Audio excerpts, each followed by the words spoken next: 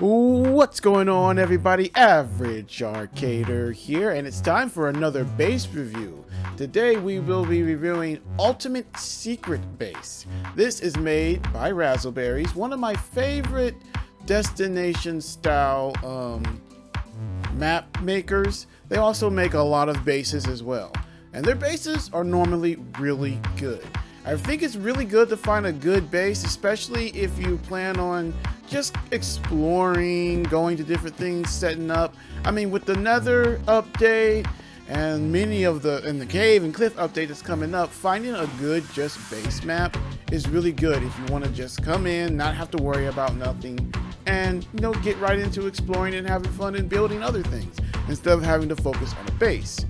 This one is good. As you can see, I really like that the very first thing you have here is a personal farm that's already set up. You already got mobs, good mobs already down here. You've got, let's see, I think it's just wheat, but let's make sure.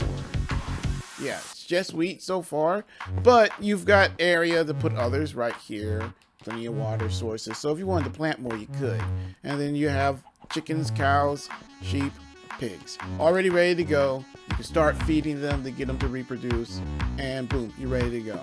Next level, everything is just a straight shot, and I kind of like that. It's not complicated. Some of these can get kind of complicated and you can legit get lost. It's like you don't want one that's small, but you don't want one that's too big. Also, I have yet to run into any hostile mobs. Area is very well lit so that no hostile mobs are going to spawn in here. I think that's a very good attention to detail. So here's your enchanting area. Now the only downside about the enchanting area, there's no lamps in here, but I believe there's some in the next area here. The rest of that was kind of decoration, but it's okay. Here is the smelting area that's also already ready to go. Now there was no blast furnaces, but I mean, that's okay. You don't really need it. You've got like a ton of regular furnaces here, so it's not like you're going to miss out on anything. Kind of like how they have this set up, an anvil right here.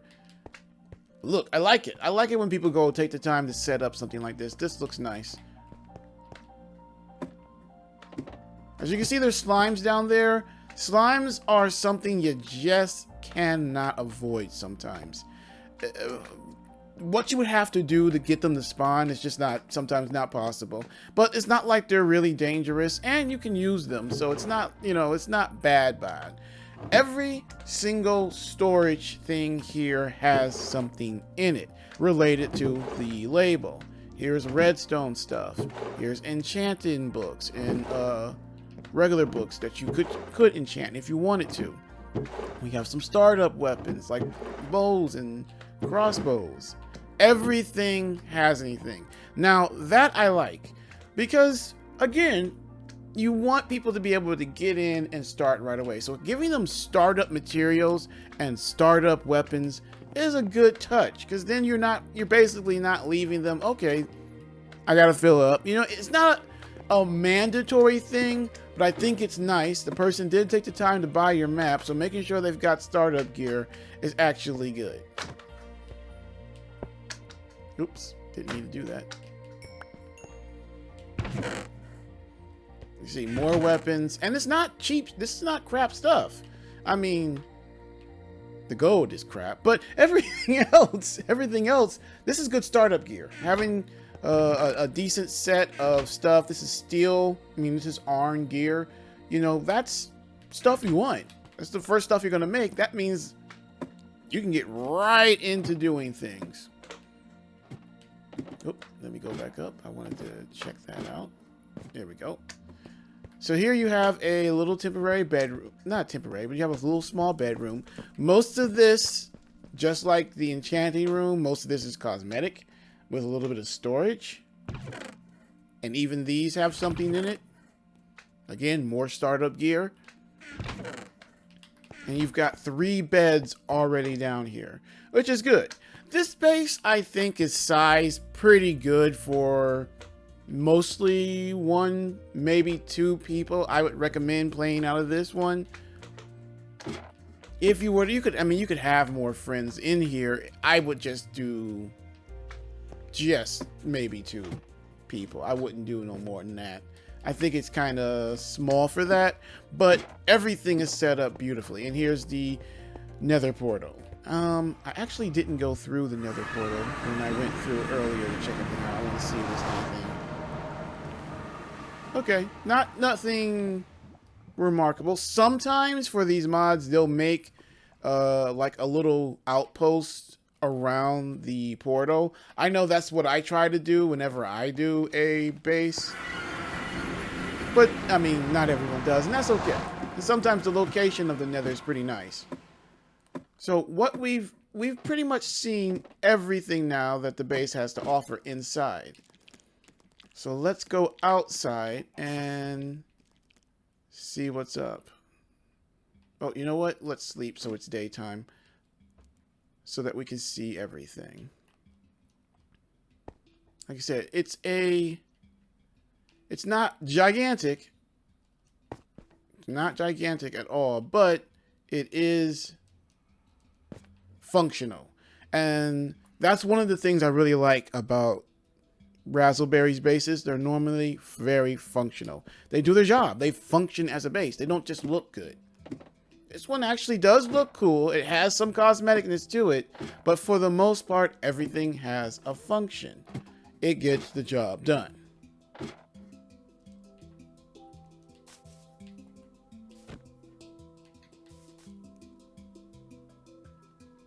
So going up. Now, I counted about 8 different biomes in this area right here real quick. Like 8 different biomes. You've got birchwood forest, you've got desert, you've got the dark forest, and a lot more if you go that way. You've got, as you can see, spruce wood forest over there. Good amount of water that goes pretty deep. Didn't find any ocean monuments, but there's probably more a little further away. As you can see, we've got ice, savanna. Yeah, it's like a really good cluster of biomes right here, which is pretty cool. And a lot of villages. As you can see on the other side of the forest, right where the spawn is, you come over here and you have an illager tower. Oh, and you know what? I didn't even notice that. Not too far over there, you have a mushroom biome. So I think that makes about 8, maybe 9 biomes right in this immediate area, which is a really good cluster of biomes for you to start with. For a starting area, that's pretty good. Then the materials you can gather and things you can set up will happen real quickly when you have something like that. I also found, I think, maybe 1 or 2 damaged portals, which is again another good source of startup gear. So I mean, you're pretty much good to go for this. You can build whatever you want, and you have a multitude of different biomes to play around in. Really close. None of this is far. Like I said, this area right here is pretty much the startup area. I mean, legit, right there, that village is basically your marker, because right there where the clearing is where the entrance is. So, I mean, that's it. I didn't find too many temples or anything like that. Or like I said, I didn't find any ocean monuments. But having just this good cluster of biomes, I mean, there's swamp over there too. There's a little bit of swamp over there as well. So having this many different biomes so close is really good. Because now, depending on what you want to build, you have a very large amount of resources to play around with. And having so many villages close to is also a good thing. So I mean, you can set up raids easier and not have to worry about losing that complete village. Set up trades easier. So it's just a lot better when you do something, when you have such a, you know, good diverse cluster of biomes. But all in all, I would rate this 100% worth picking up. It's been made very well. It's been put together very well. It's not the biggest base I have seen, but it gets the job done quite well. The functionality of it is good, and if a base functions well, then you can use it well. You want to be able to just start it up after you've purchased the map, get in and get right into exploring and doing everything, and not having to worry about setting anything up. There's no farm you need to set up. You can just go in. I think the only thing you need is to make a mine, which is okay because mining is half the part of Minecraft. So having to make your own mine or get your own mine started is okay, because that's the whole point of Minecraft. So I'm not mad when a base doesn't have a mine. This one doesn't, but it doesn't matter. You can start and make your own. All right, guys, are you going to pick this one up? I think it's worth it. Let me know in the comment section down below. Also, do you guys have any favorite base maps that you've purchased recently? Why don't you guys let us know in the comment sections what they are? Maybe we'll take a look at them, or maybe we have.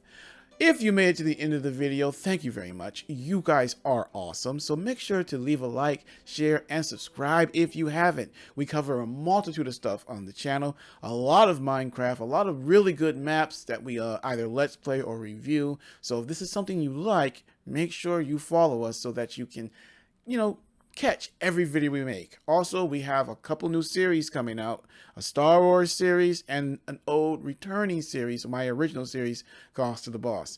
But don't worry about that, guys. If you're here just for Minecraft, we do a ton of it. All right, guys. Thanks again for watching. I'm Average Arcader, and I'll catch you guys in the next video. Bye.